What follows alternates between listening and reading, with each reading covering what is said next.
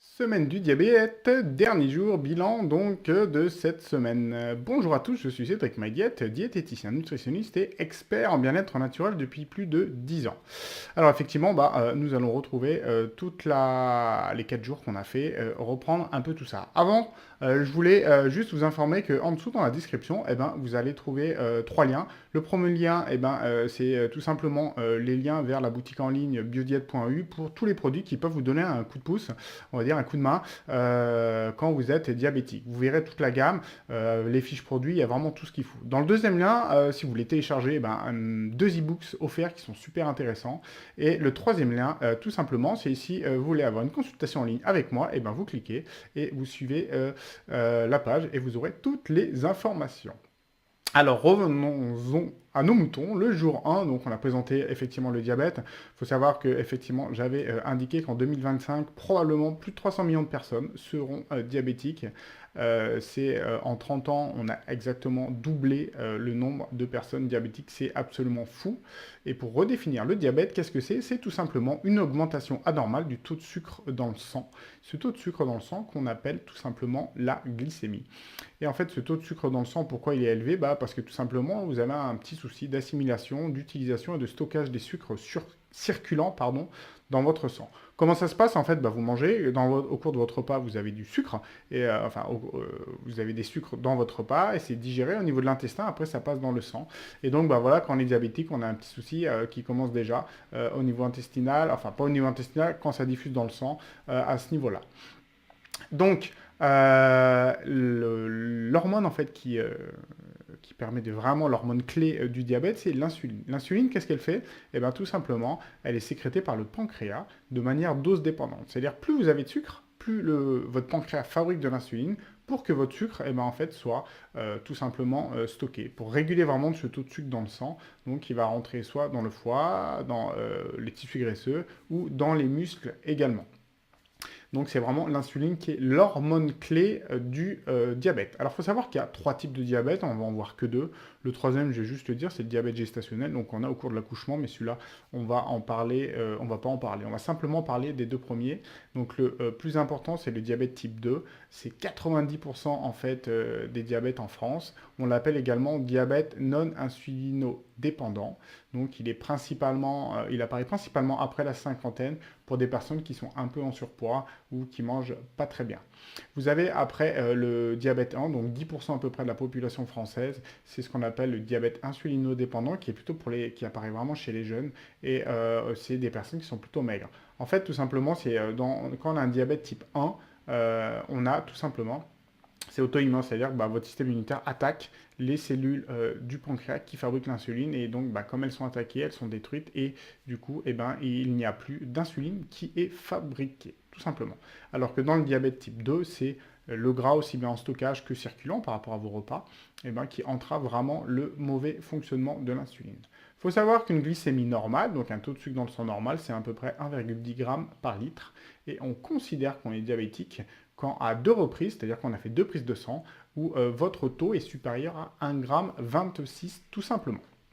Alors qu'est-ce que le diabète? Très bien, mais qu'est-ce qui se passe si on a un diabète de manière chronique? Il faut savoir que déjà, la plupart des gens diabétiques, en fait, ça apparaît de manière fortuite, c'est au cours vraiment d'une prise de sang qu'on détecte qu'effectivement, il y a un diabète. Alors, un des signes qui sont très avant-coureurs, c'est on boit beaucoup. Souvent, évidemment, comme on a le taux de sucre dans le sang qui est très élevé, le corps il cherche à faire quoi? À diluer un maximum. Donc on boit beaucoup et du coup, l'autre moyen de diluer, c'est d'aller aux toilettes. Donc vous allez régulièrement uriner, on appelle ça une polyurie. Et donc voilà, si déjà vous savez ces 2 signes de manière anormale, donc qui sont très élevés, posez-vous la question et allez consulter un médecin. Vous mangez beaucoup plus, notamment pour les diabètes type 1, pour les jeunes personnes et qui sont plutôt maigres. On a davantage d'infections et notamment d'infections urinaires. Pourquoi? Parce que le taux de sucre dans le sang, on va dire, nourrit, enfin si on fait une image un peu très imagée pour le coup, va nourrir tout simplement les bactéries. Donc c'est pour ça qu'on a des infections plus fréquentes et notamment des infections urinaires. Un diabète en fait mal réglé, donc mal conduit, c'est-à-dire que pendant qu'on ne le sait pas ou on change encore rien à son mode de vie, eh ben, ça peut effectivement entraîner des petits soucis, des pathologies qui peuvent augmenter. On a des soucis notamment pour le diabète type 2, les plus importantes, c'est cardiovasculaire. On a une obésité qui augmente, on a une hypertension qui est vraiment augmentée et surtout on a une dégradation de la qualité de ces artères, donc des fragilités d'artères artérielles, pardon, tout simplement dû par un excès d'insuline dans le corps, tout simplement. En fait, on a un excès d'insuline, comme je vous ai dit, le diabète type 2, ça peut être un manque d'insuline, effectivement, mais des fois, on a ce qu'on appelle un hyperinsulinisme, c'est-à-dire le corps fabrique beaucoup d'insuline, mais en fait, elle est mal utilisée parce que, y a trop de gras ou il y a un petit souci à ce point-là. Le fait également d'avoir trop de sucre dans le sang entraîne une mauvaise circulation. C'est pour ça qu'on peut avoir des soucis rénaux au niveau des yeux, au niveau de la cécité et l'impuissance pour les hommes et également des problèmes de circulation au niveau, enfin de sensation du coup, au niveau des doigts de pied. Pourquoi? Eh bien tout simplement parce que quand il y a un excès de sucre, eh ben, la circulation est très mauvaise et également est de plus en plus mauvaise, plus les capillaires sont petits bien évidemment. Donc c'est pour ça que tous les endroits où vous avez des petits capillaires, donc comme on l'a dit, les reins, les yeux, au niveau de la verge et tout au bout des pieds, eh ben, ça fonctionne moins bien. Après, on a également des infections dermatologiques, comme je l'ai dit, en fait, si vous faites mal, si vous ouvrez la peau parce que vous êtes tombé ou vous bricolez ou n'importe quoi, eh ben, en fait, vous avez un risque d'infection dermatologique qui est vraiment plus élevé, tout simplement parce que vous avez trop de sucre et la régénération de la peau se fait moins bien.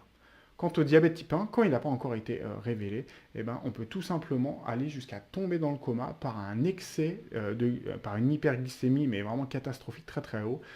On peut vraiment tomber dans le coma quand on a trop de sucre dans le sang. Et sinon, dans un autre cas, on peut tomber dans le coma si on a une acidose trop élevée, c'est-à-dire trop d'acide dans le sang, tout simplement parce que comme le corps ne peut pas utiliser ses sucres circulants, il utilise ses graisses qui transforment en corps cétonique, ça c'est normal, mais trop de corps cétonique entraîne beaucoup d'acide dans le corps et on peut entraîner un coma également. Alors, au troisième jour, nous avions vu en fait les traitements médicamenteux. Donc, les traitements médicamenteux et quelques conseils, tout simplement, les plupart des médicaments utilisés, c'est les sulfamides. En fait, ça stimule tout simplement les cellules, on appelle ça les îlots de Langerhans, qui sont des types de cellules du pancréas qui fabriquent l'insuline. Après, on a de la metformine. La metformine, ça c'est les noms génériques que je vous donne. C'est un hypoglycémiant qui est en général pris après chaque repas pour justement abaisser la glycémie, comme vous l'avez compris maintenant, c'est le souci. Après, on a des IAG. En fait, les IAG, ils agissent un peu en amont. Ils vont limiter tout simplement l'absorption des glucides au niveau plutôt intestinal. Donc en gros, ils vont un peu se lier à ces sucres et l'absorption va mal ou pas se faire, tout simplement. Et après, dans les cas où vous avez besoin d'insuline, eh ben, on prend des insulines. En général, c'est une rapide après chaque repas ou une lente qu'on prend en général tout au long de la nuit. Ça dépend vraiment de comment votre endocrino vous a conseillé un peu votre mode de vie.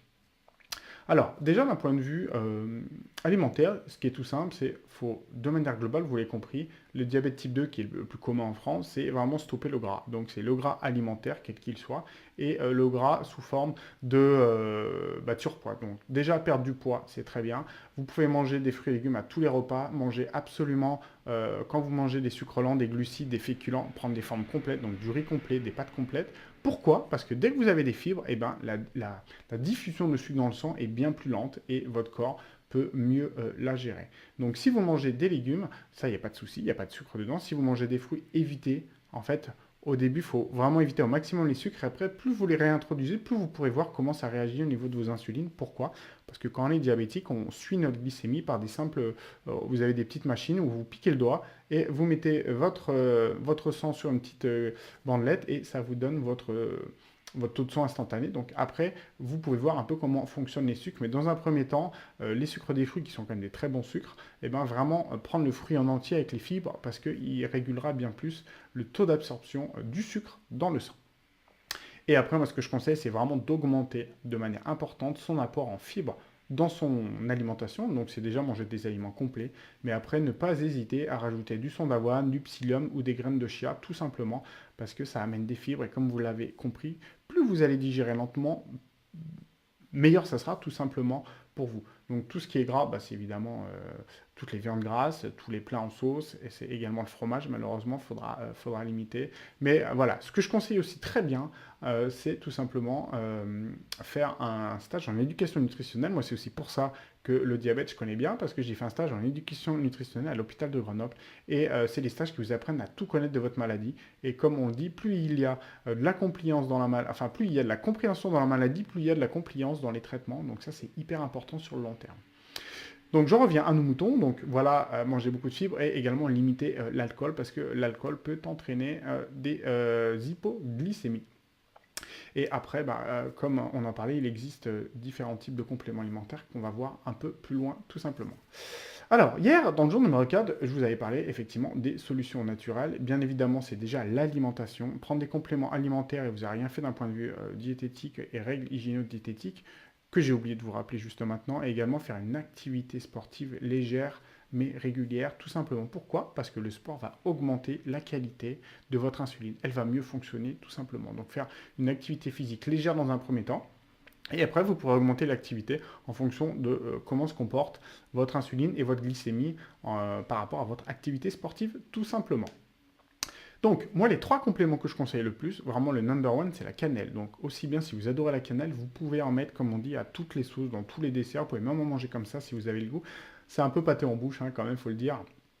Mais si vous aimez pas, hein, il y a beaucoup de gens qui détestent le goût de la cannelle, mais pourtant c'est génial vraiment pour la glycémie. L'avantage, c'est que ça va la régulariser. C'est-à-dire en prenant de la cannelle, vous n'allez pas tomber en hypoglycémie parce que ça abaisse de manière trop importante votre glycémie. C'est vraiment un régulateur de la glycémie qui est génial. J'en ai beaucoup conseillé quand j'avais mon magasin bio pendant plus de 10 ans. Et c'est vrai que les gens venaient me voir et me disaient bah, ma glycémie s'est vraiment améliorée avec la cannelle. Après, vous avez la berbérine et le curcuma qui sont 2 extraits de plantes très utilisés en fait dans tout ce qui est médecine indienne et ayurvédique qui recommandent donc ces 2 plantes, donc la berbérine et le curcuma, pour vraiment aider à réguler la glycémie qui est vraiment le principal problème au cours comment ça s'appelle, du diabète, pardon. Donc vous l'avez compris, avant toute chose, changer ses habitudes alimentaires, c'est hyper important, faire un peu de sport, et puis après, effectivement, on peut partir sur des compléments alimentaires. Quoi qu'il arrive, si vous avez un doute, allez voir votre médecin ou la personne qui vous suit pour vraiment faire une prise de sang et voir si effectivement vous êtes diabétique ou pas. Voilà pour cette semaine, j'espère que je vous ai appris des différentes informations sur le diabète et je vous dis à la semaine prochaine. Merci, au revoir.